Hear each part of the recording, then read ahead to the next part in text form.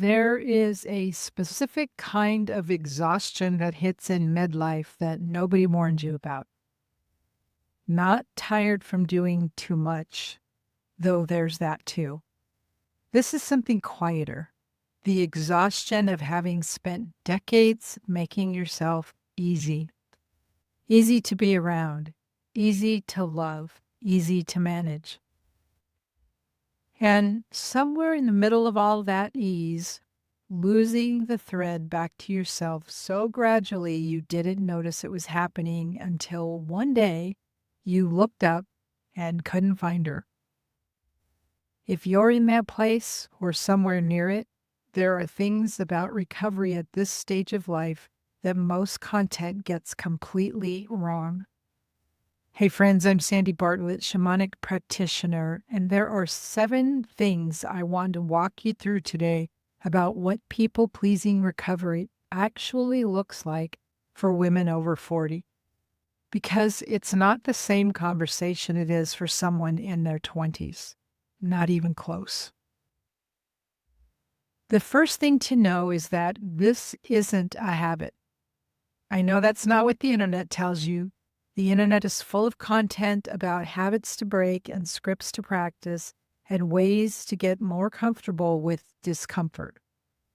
And if you've tried any of it, you probably found that it worked for a little while and then stopped working the moment life got hard or someone you love got upset with you. That's because people-pleasing isn't a habit. It's a survival strategy. There's a significant difference. Habits are learned behaviors that repetition can change. Survival strategies are wired into the nervous system through experiences where staying agreeable felt necessary for safety or connection. You cannot break them with repetition. You have to go to the root.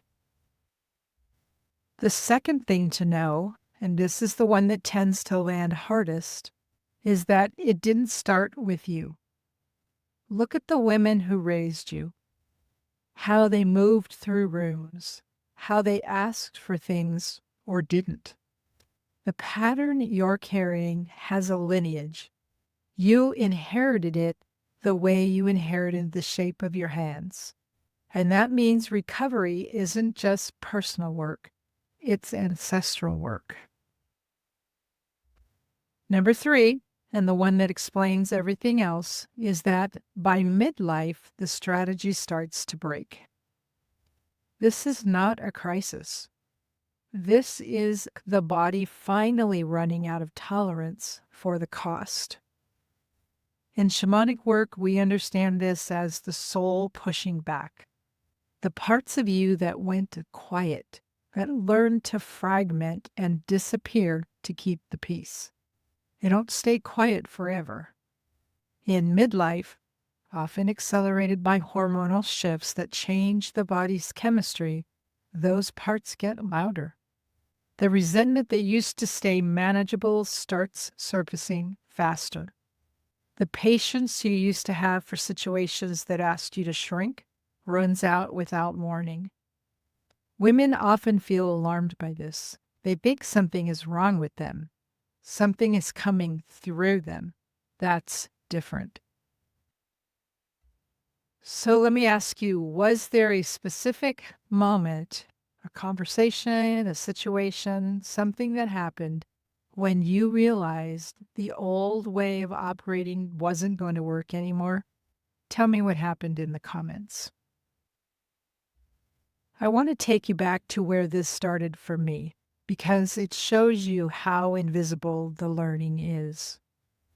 There was one moment in elementary school that I still remember. My band teacher told me I played trumpet better than all boys.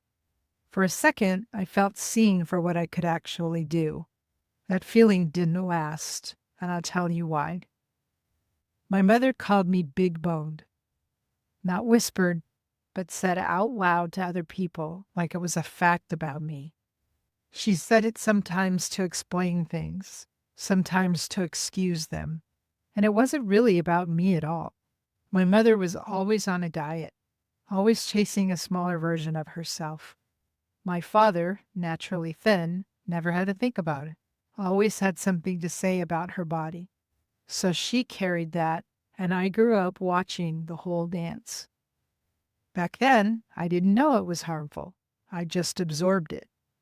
That's the thing about a lineage pattern. You don't sit down and decide to take it on.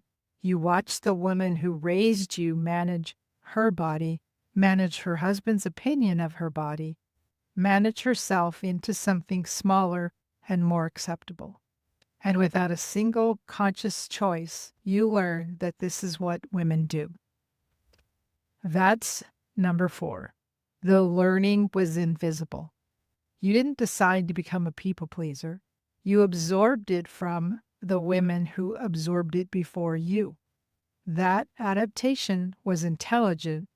It kept everyone safe. And now, decades later, it's still running in a body that was never the problem to begin with. If you're recognizing yourself in this, if you're starting to see that the pattern runs through your lineage, through your nervous system, through years of invisible learning, this is ancestral healing work. Ancestral healing is the process of breaking the pattern at the root.